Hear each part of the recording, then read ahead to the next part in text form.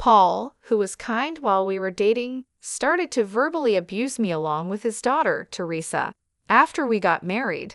Despite their treatment, I continued to save for Teresa's college funds. Eventually, a college acceptance letter arrived, and we decided to celebrate, which also coincided with Paul's promotion. When I returned home from shopping, I found garbage bags filled with my books and clothes left in the yard. In the bedroom, Paul, Teresa, and my mother-in-law were throwing my belongings into garbage bags. "Hurry up and leave. We can't invite Grandma over because there's not enough room with you around," Teresa said. "Exactly. We don't need a failure of a wife. We'll just take the college funds. Thanks." Paul laughed, shaking his shoulders. "A bottom dweller making $10 per hour. Get out, useless mother." "Bye-bye," my mother-in-law added. Something inside me snapped then. "I'll leave," I said. I went to the yard and carried the remaining garbage bags to the car. Sitting in the driver's seat, tears of frustration overflowed. I bit my lip and vowed not to let this be the end. Remember this, I am Kelly, a 53-year-old housewife. 12 years ago, I met Paul, who was 44, through work. We got along well as we worked together. Paul, who was cheerful and bright, seemed dazzling to someone as introverted as me. When he proposed, I was flustered and wondered, am I good enough? During one of our dates, he revealed that he had a 9-year-old daughter, Teresa. I was surprised to learn he was divorced, but soon grew fond of Teresa, who was affectionate and innocent after meeting her nervously. Our modest wedding went smoothly, and our married life started off well. However, the happy days did not last long. I lost my parents to illness during my student days and was raised by my uncle and his wife, who ran a business, after accepting the proposal. I introduced Paul to my uncle and his wife after getting their blessing for our marriage.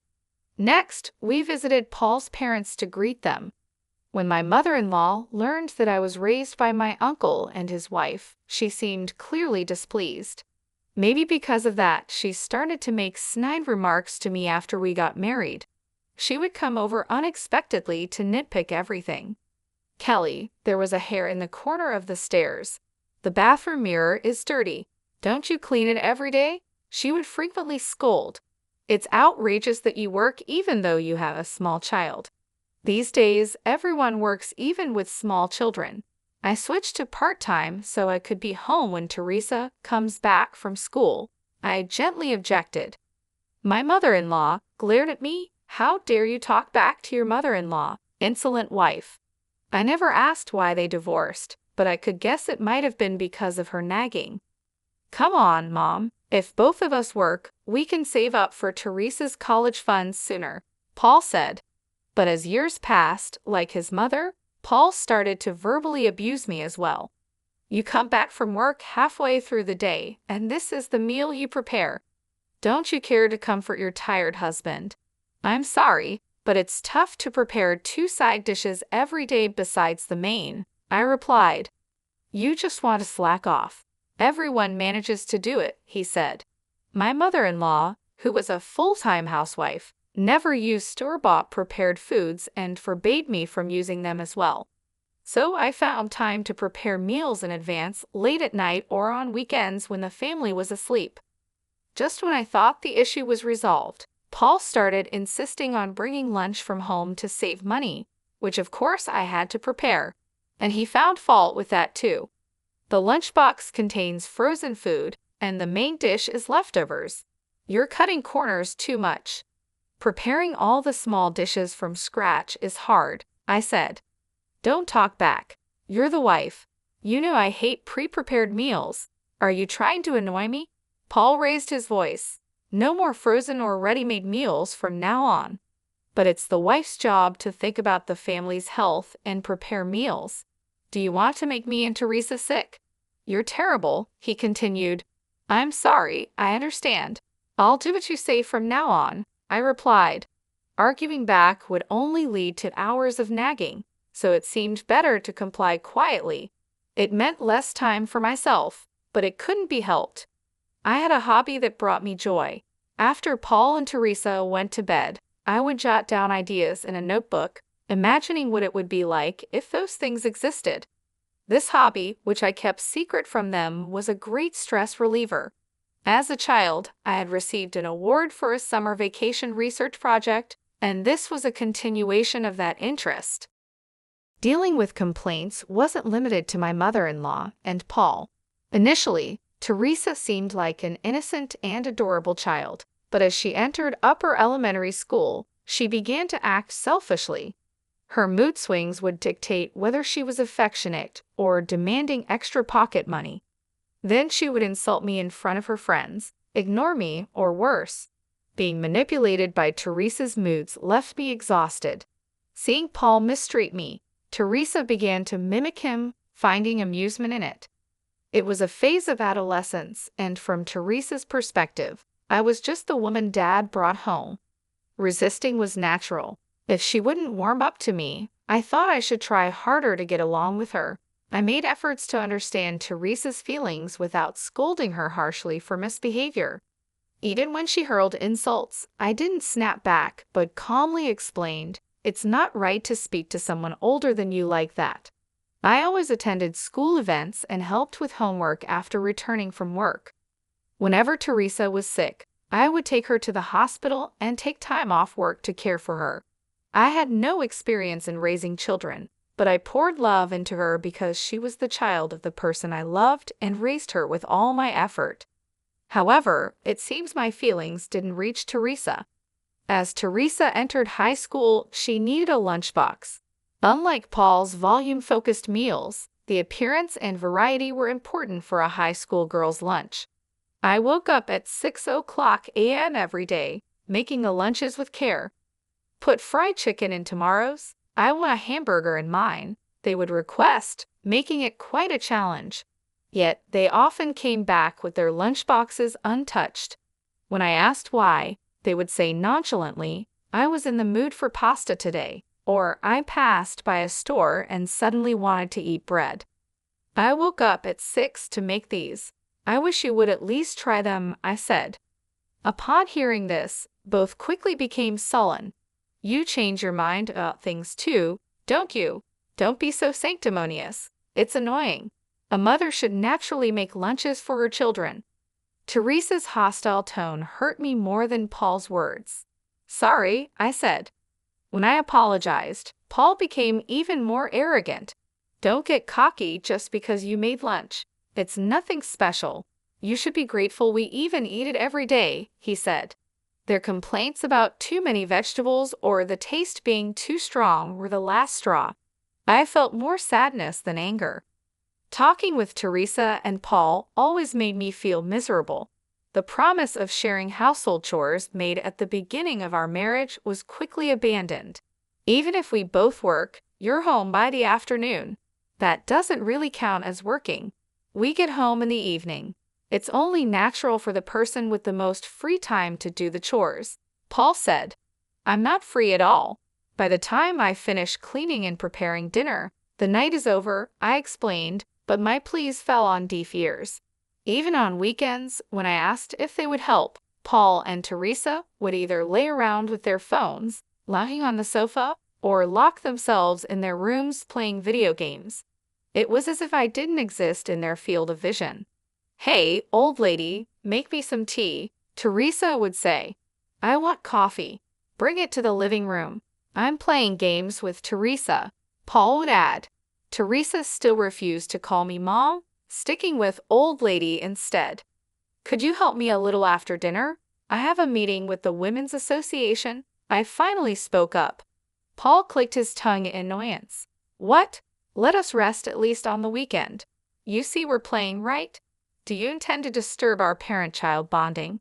"Oh, but you're a stranger, so it can't be helped," he said. The word stranger pierced my heart like a blade. "What's with that face? Got a problem?" Paul threatened.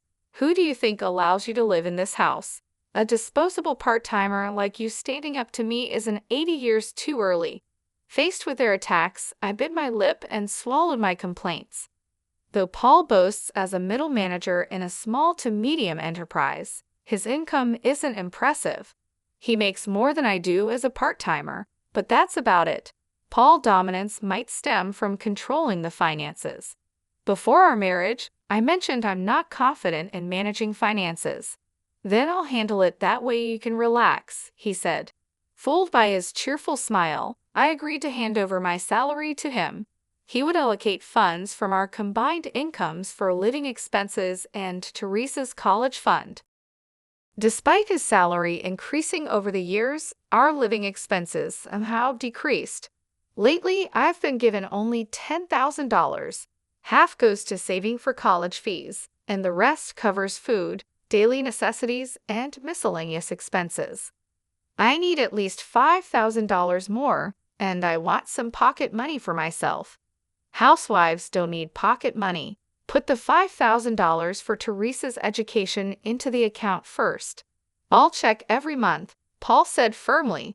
I stood my ground. Paul, you often buy luxury watches and brand-name suits. You nag me about saving money and are stingy with it. You seem to give Teresa a lot of pocket money. Why can't I buy what I want? I desperately appealed to Paul. I work too. It's ridiculous to need my husband's permission to buy clothes or go to the hair salon. Both Teresa and I have our social obligations. You don't need to keep up with mommy friends. Dressing up is just a waste of money for you, Paul retorted. Teresa also joined in, looking pleased to participate. Children cost money. Stop complaining. Then I'll increase my working hours. The extra can be my pocket money, right? I suggested. Paul was shocked. That's out of the question. You can't even manage household duties perfectly as it is. What if you neglect them even more? Mom would definitely oppose it, he said, mentioning his mother. I gave up on arguing. It was difficult for someone as timid and inarticulate as me to stand up to the two of them. Yet I harbored a faint hope. Maybe if Teresa gets into college and enjoys campus life, her attitude towards me will soften. Seeing Teresa happily going to college with the money I saved, perhaps Paul would respect me more than before. But my hopes were dashed as easily as they were formed. When the heat of the day began to increase, Teresa's acceptance letter arrived. A few days later, Paul came home with news that made Teresa cheer. Dad, you're becoming a manager. That's so cool, Teresa exclaimed. I got the provisional notice, but now it's confirmed. My salary and bonus are going to skyrocket, Paul announced. I listened with a disheartened feeling. I knew not a penny would come my way. I was certain I would still be forced to economize as before. Yay! Buy me an awesome bag to celebrate. Teresa said. Of course. Let's invite Mom over tomorrow for a celebration dinner. Kelly, prepare a feast. All homemade, of course, Paul instructed. Watching Paul and Teresa call my mother-in-law, I sighed quietly. This time, it seemed like I might be able to spend some peaceful time without any snide remarks. The next day, I went to the supermarket to buy ingredients for steak and soup. Despite the rainy weather, Teresa and Paul were in high spirits from the morning. When I arrived home and got out of the car, I glanced at the yard and tilted my head in confusion. A garbage bag, open and beaten by the rain, was left out. It wasn't there when we left. A bad feeling washed over me as I approached the garbage bag. I was shocked. Inside the bag were my clothes. I quickly tied it up and entered the house to confront Paul and Teresa, only to find my mother-in-law's shoes at the entrance. Hearing noises from the upstairs bedroom, I rushed up to find Paul, Teresa, and my mother-in-law cheerfully stuffing my books and clothes into garbage bags. What are you doing? I demanded. Oh, you're back. As you can see, we're throwing out trash. The old lady's stuff is all cheap, Paul said casually. As they continued their task, I snatched the garbage bag from them. Stop. Don't do this without asking me. It's okay. You're no longer needed, Paul replied. The two of them excitedly raised their voices at me, leaving me bewildered. We've already paid the entrance fee for college, right? And we've saved up the $870,000 for 5 years of tuition. Your role as an ATM is over. Amazing how you saved up with just a $10 per hour wage. It's all thanks to me forcing you to save, Paul said proudly. I stared at Paul, astonished. Why was he speaking as if it were his own achievement? Paul continued, full of pride, after kicking out the previous wife, I wanted to bring Mom here, but first, we thought of saving up for college. Finding a submissive woman to save up would mean Teresa and I wouldn't need to save. You seem submissive enough and just right to double as a housemaid. But Dad, you were wrong, Teresa said, puffing out her cheeks. She couldn't do the housework perfectly, and she lectured me even though she's an outsider. Totally useless. My mother-in-law glared at me in agreement. We married you, a parentless older woman. You should be more grateful to Paul instead of always complaining. The two surrounded me, saying whatever they wanted. So hurry up and leave. We can't have Grandma move in with you hogging the rooms. Exactly. We don't need a failed wife. We'll just take the money, Paul added, pushing the garbage bag toward me. The bottom dweller earning $10 per hour. Get out, useless mother. Bye-bye. Something inside me snapped. Then I'll leave, I said. I grabbed my valuables, transferred my clothes and books from the garbage bags to a suitcase, and left the room. Heading to the yard, I also moved the rain-soaked garbage bags to the car. Sitting in the driver's seat, tears of frustration spilled over. Paul never had any affection for me. To be treated as nothing more than a housekeeper and ATM, how much more could they belittle me? I was furious. Biting my lip, I vowed in my heart not to let this be the end. Remember this, I thought. Eager to escape from those two, I drove a short distance before pulling over to call my uncle without revealing too much. I poured out everything, and my uncle, furious, immediately arranged for an empty room in a singles dormitory for me to use until I found a place to move. I decided to accept his kindness. Fortunately, only my clothes got wet in the rain, so I dried them at a laundromat near the dorm and carried them to my room. As I stored my clothes in the chest of drawers and organized my valuables, I began to feel slightly more at peace. During our relationship, Paul had been truly kind, and I believed I was cherished. Even after his attitude changed post-marriage, I kept telling myself, he's really a kind person.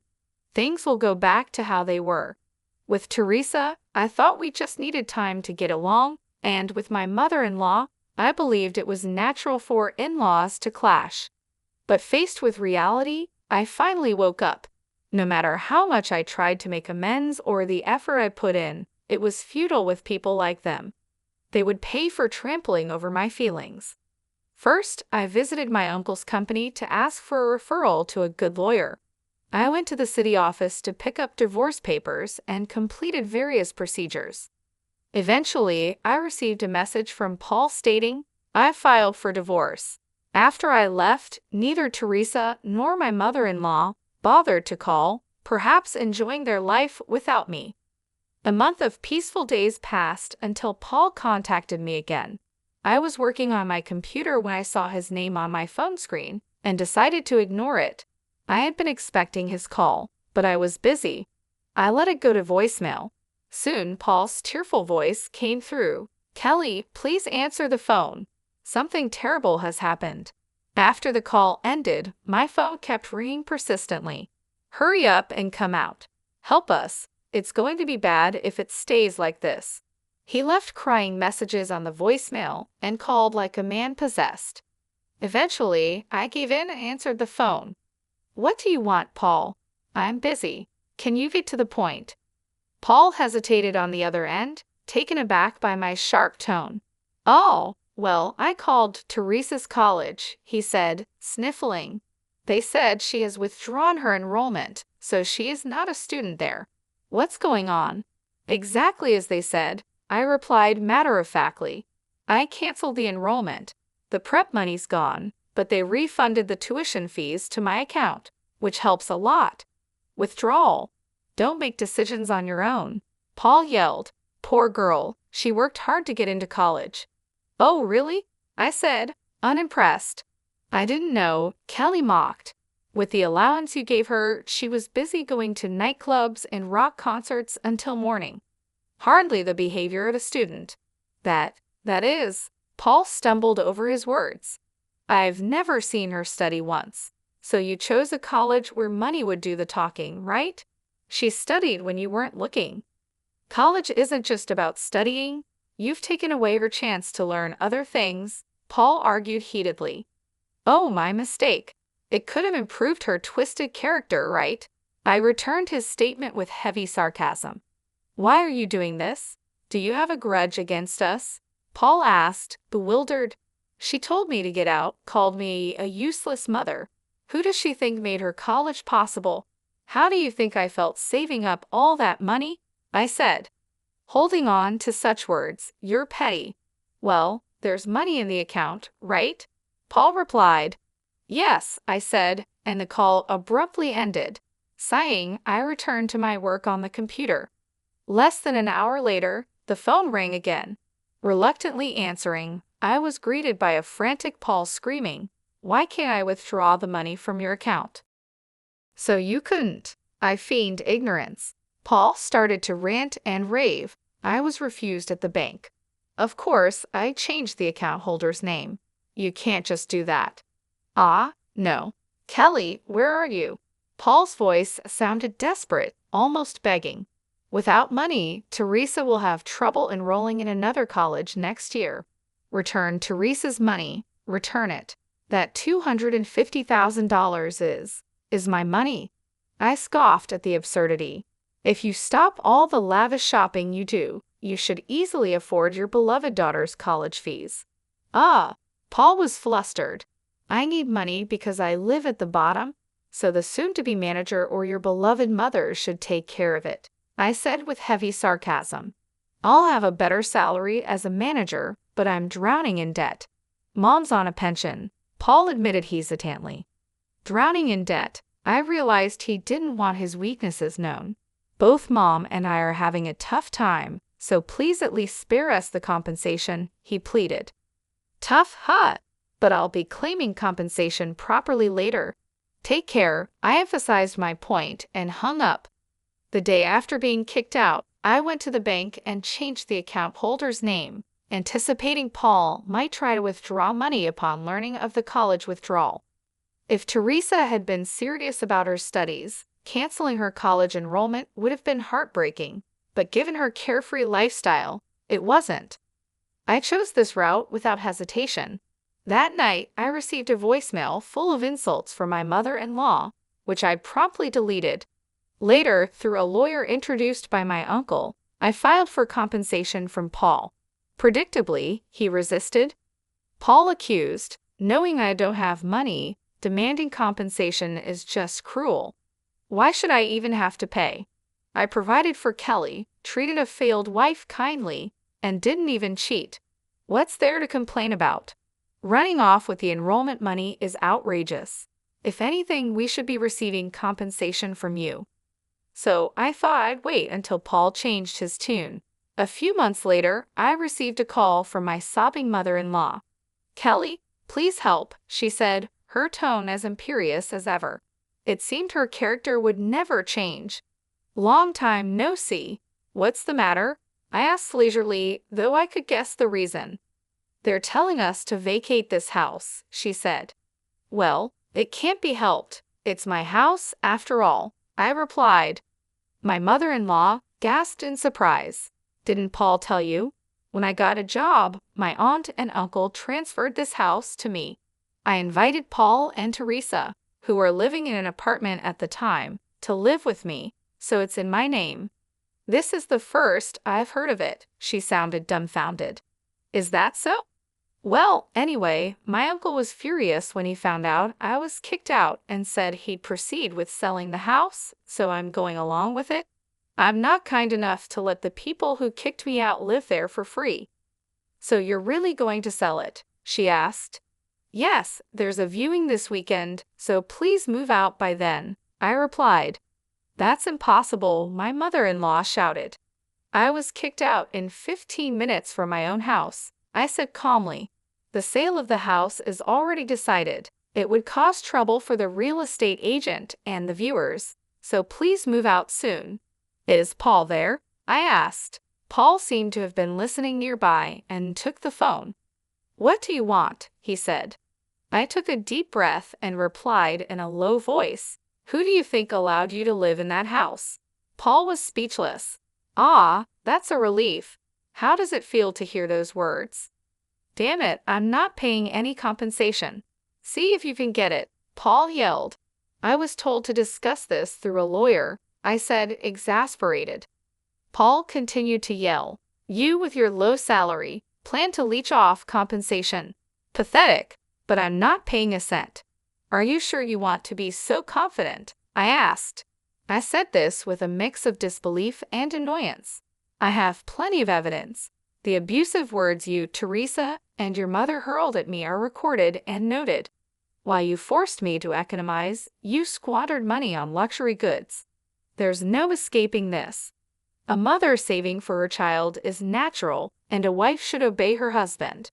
That's right. If you have something to say, earn more than me, Paul retorted, both making a scene with their vulgar attitudes. Return the college funds, thief. If you really don't, we'll sue you. Suit yourself. Enough, both of you. Teresa tried to calm her mother and Paul over the phone. I'm really angry at her for stealing my important college funds. That's the lowest a parent can get. Teresa, you're right. You're looking forward to college so much. It's heartbreaking. Paul's voice sounded like he was on the verge of tears.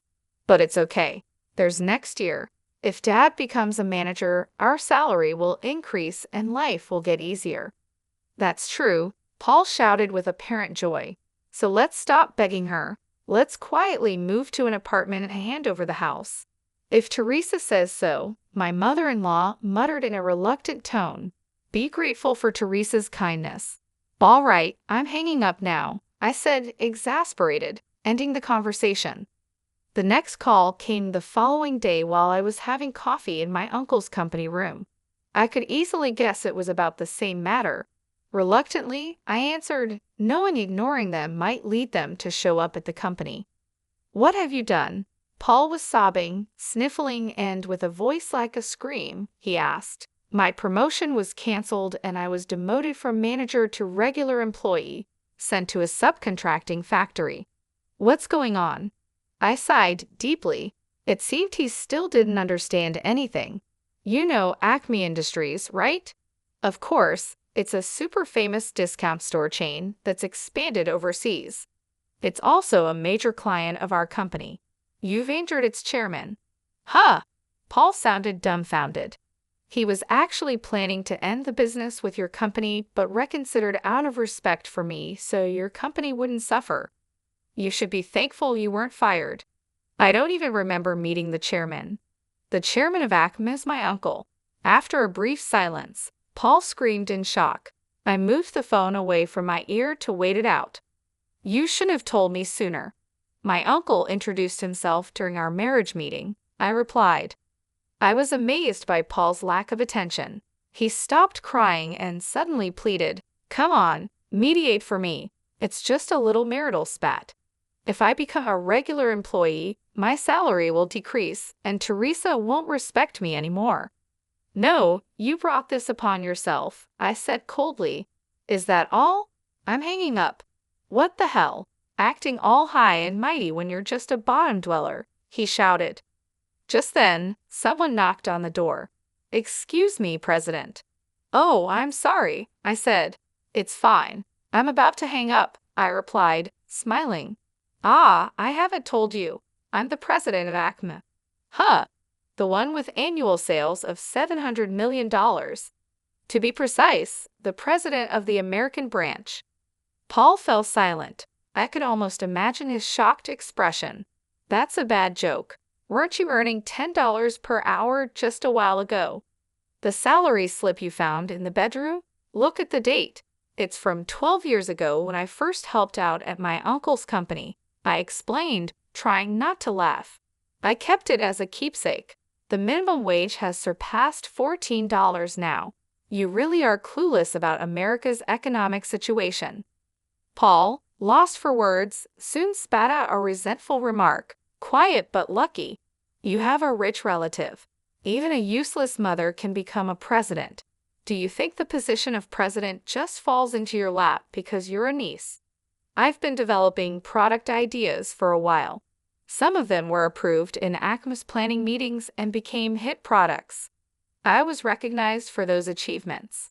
You were doing all that behind my back, he asked. Do I need your permission for everything? I sighed. I wanted to help my uncle, so I studied business management in college. A few years ago, at his request, I started attending board meetings and management seminars. It's the result of my effort. Paul fell silent again. Teresa's college expenses were covered by the royalties from a patented stationery product I developed. Otherwise, it would have been impossible to manage living expenses and savings from my salary alone. If you have money, then we don't need compensation, my mother-in-law interjected. It seemed Paul had put the phone on speaker so my mother-in-law could listen in. Teresa might be listening too. I learned recently that there's property division upon divorce, right? You're obliged to give half of what you earn to Paul, my mother-in-law said confidently. I couldn't help but laugh. What's so funny, mother? Property division is not an obligation but a right each spouse has. One can also choose to waive it, I explained. I could almost see my mother-in-law tilting her head in confusion over the phone. I'm refusing it, so not a penny will go to Paul. We can take it to court if you like, but I'm sure I would win. What? Mom becomes the president of Acme and I get nothing? That's so unfair, I heard Teresa's disappointed voice. Paul remarked, Kelly, being the husband of a president means you can live in luxury. Forget about pride. This isn't the time, my mother-in-law urged Paul. Paul also agrees, right? Mom, Kelly, I apologize for everything. Let's start over. I won't treat you as a housekeeper anymore, Paul pleaded. Mom, I won't call you useless anymore. So come back. I want a high-rise condo for our next home. Faced with their outrageous demands, my laughter turned into disbelief.